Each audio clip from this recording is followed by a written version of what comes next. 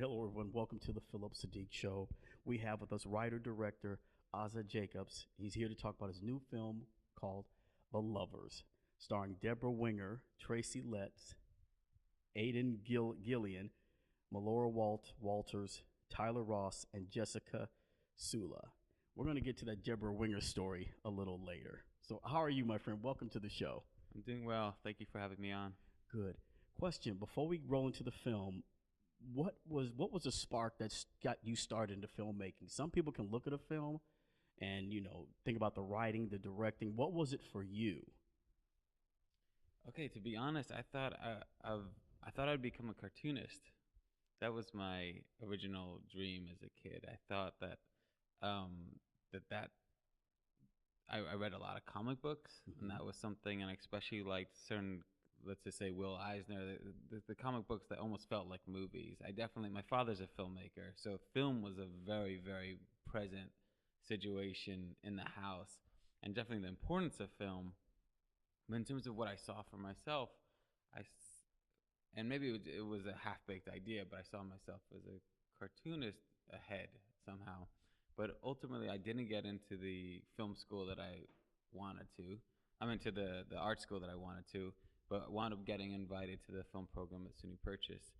And I thought I would just go there for a year, check out film for a little bit, and then move back into pursuing this other idea that I had. But really, the moment that I got to Purchase and what was being asked of me, do you have something to say? From the very first second of getting to Purchase, it's an amazing program. I started feeling like not only did I have something to say, but I really loved this way of expressing it. And that's kind of how I wound up here. Yeah. Well, what keeps you going when you run into challenges? Well, there's a lot of things. First off, I've surrounded myself with an incredible team of collaborators, from my camera person to my editor, my costume designer, my script supervisor, my casting director. Like, I really surrounded myself with the people that I'd like to spend time with, and who always do something that's surprising and better than what I can picture. And it's also the way that I wind up getting to, after school, you wind up not having the time to just meet with people and be with people. But through film, I'm able to be with these people that I really care for, I'm inspired by, and they help me, especially when it gets really challenging and you just feel like you're alone on this situation, or you just don't know what's going to happen, how you're going to keep it going. I'm feeling incredibly supported by those people. Okay, now into the film The Lovers. Mm. There's heartbreak, resolution. There's so many good, juicy parts about it. How did you get involved with this particular story? Because it is about, quote, older people. And you look kind of young yourself. I mean, I'm looking. How did he do this? Thank you. I've always felt older, first Mm-hmm. off. I've always felt like An old soul. yeah, I've always felt that way, and I think I've been influenced by a lot of older, bigger, or things, whether it's growing up and loving films from the 30s or 40s or 50s or 70s, whatever it was. That idea of aging wasn't this kind of there's a weight to it, but it was something that I connected to. And I didn't also see so much of a difference as I was getting older. I didn't really feel that different. I'm still dressing like I did when I was 15, for better or for worse, but like still listening to the same things, still inspired by the same influences.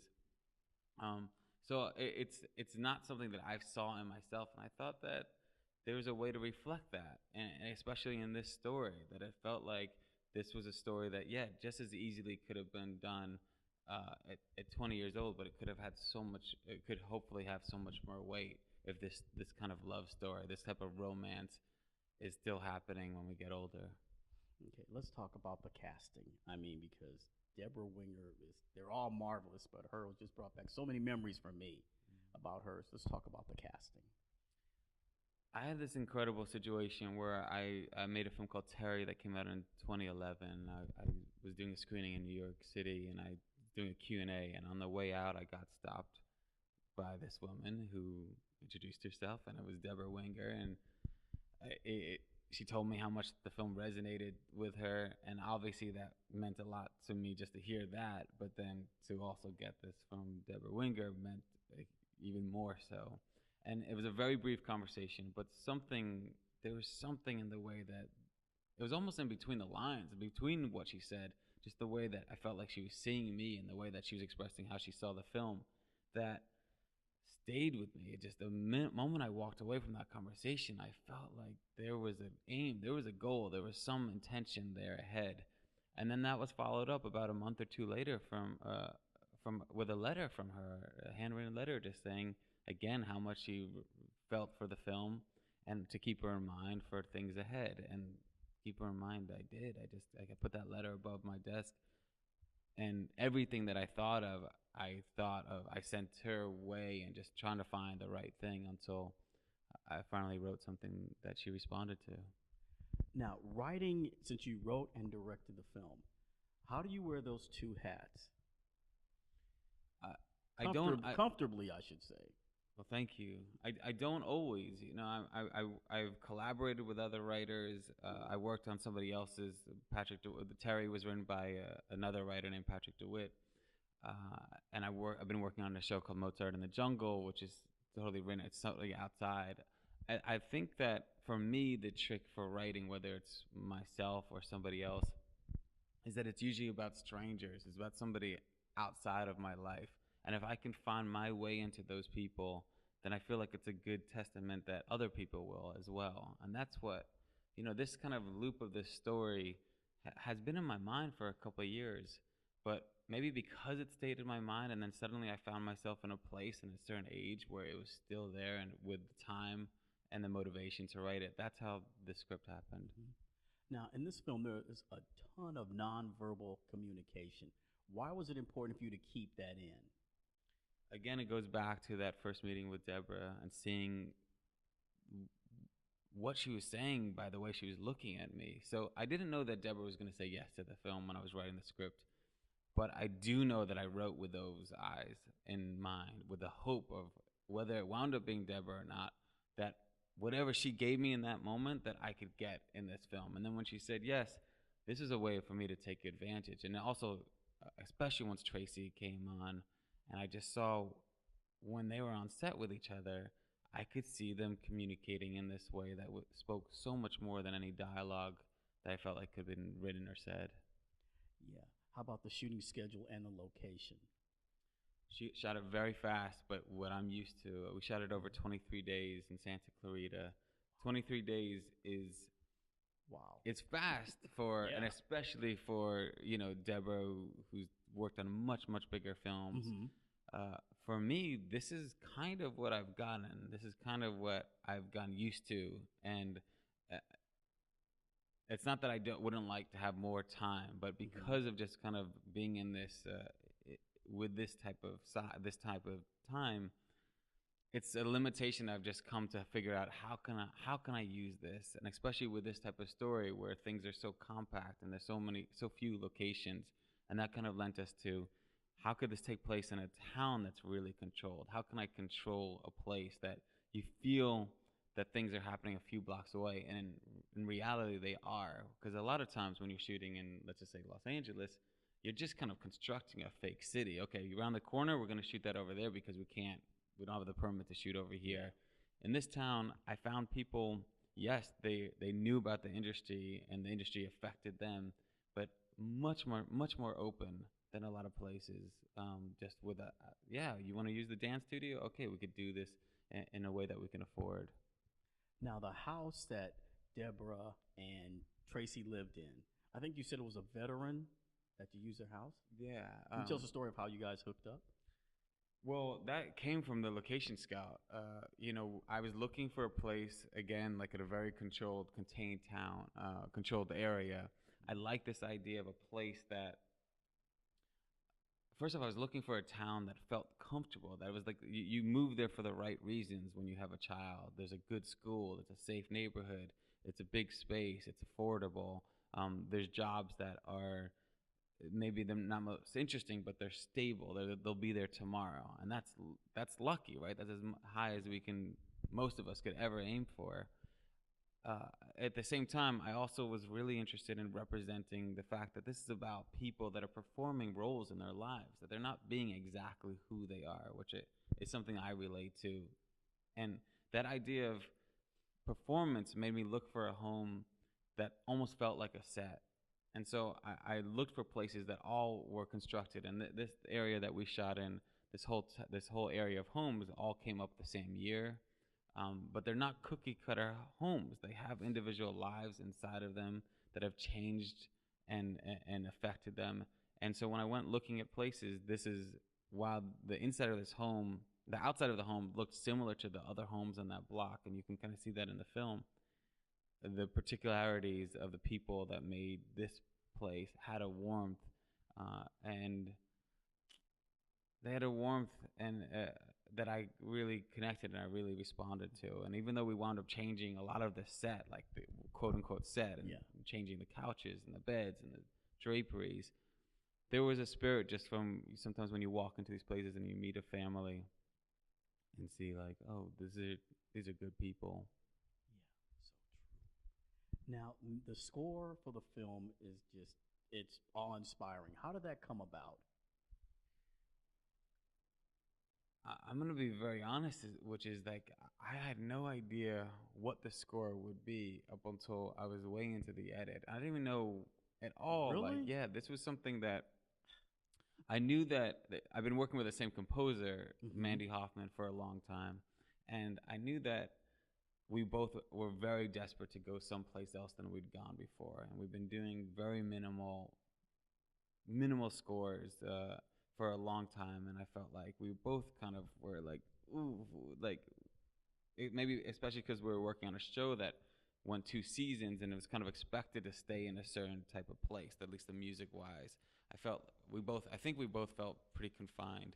So it wasn't until the edit where I started talking about Mandy with this intention of how can we open things up, and once we kind of took away the base of what made those minimal scores, things suddenly we started talking about strings, and we started talking, and things grew. It was like our foundation dropped out underneath us, and then the things, and then also there was this, there's this connection. You know, this film was very, very much inspired by earlier movies, and let's call them screwball comedies. But I got into this idea of what happens when those movies end, and what if that soundtrack keeps playing, whether it's 20 years later or the next day when that romance and that kind of screwballness has fallen to the ground. That contrast, that clash is something that I really got a kick of once I started seeing like how this could work, and it inspired Mandy. And the piano specifically as a character was like it was just lurking around, and then it came to life. Yeah, yeah. Well, that's been our base in the past so much. It's just been this kind of piano, and then because it plays a part in this story, that was the trap door that suddenly opened up, and we were able to fall through and find something else. It was fantastic. I'm so happy to hear that. And the soundtrack's out now, which is the first time we've ever made a soundtrack that's gotten actually released. And just the idea of this thing living on its own without the images is, I started listening to it, and I mean, just on my, with my headphones, and it's music just that I love, regardless if it came from something I made or not. Right. Now, how can people get the soundtrack? Spotify, iTunes, Amazon. It's really there. It's Mandy Hoffman is her name, and the soundtrack for The Lovers. Perfect. Now, you also said you worked with your wife on this particular movie. How does that work? I mean, is it collaboration? Is there a little, or do you guys know each other so well you just blend together? Oh, well, we've been working together for a while. She's been worked on everything that I've made. She's a costumer, and we've been together for 16 years, and she's become a filmmaker in her own way. And so there's things that blend about it, and there's big contrasts in terms of how we approach.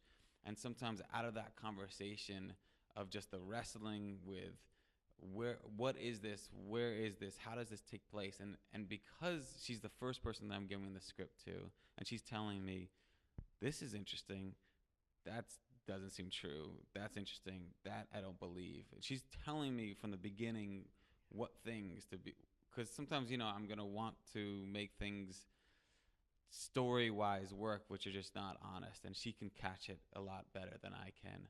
And then once through that conversation, we start talking about the clothes, and even though this is an external factor, it really roots the story in terms of just the tone, just the color palette affects the tone of the film, and hopefully the balance that I'm trying to get to. So it's a extremely fruitful collaboration, and as she moves into becoming a filmmaker in her own right, it's something I'm concerned of losing, because if I know her dreams are now directing and writing. She's just made something that, and I could see like, wow, she can do this, and I can't be the costumer for her. You sure? I tried being an AD for her, and I was fired after the first day. So, Okay. yeah. Oh, okay. All right. Before we go, just one word description of some of the cast. I'm just going to name some names, and you just give me one or two words about them. Debra Winger. Magic. Tracy Letts. The best. Aidan Gillian. Soul. Melora Walters. Spirit. Tyler Ross. Sensitive. Jessica Sula. Beautiful. And I agree with everything this man just said, everybody. So we've just had a sit-down conversation with writer-director Azazel Jacobs for his new film, The Lovers. Dude, I can say, man, we got it. Next time, maybe we talk about that Chinese duck. Thank you so much. I really appreciate it. Thank you. Thank you, man.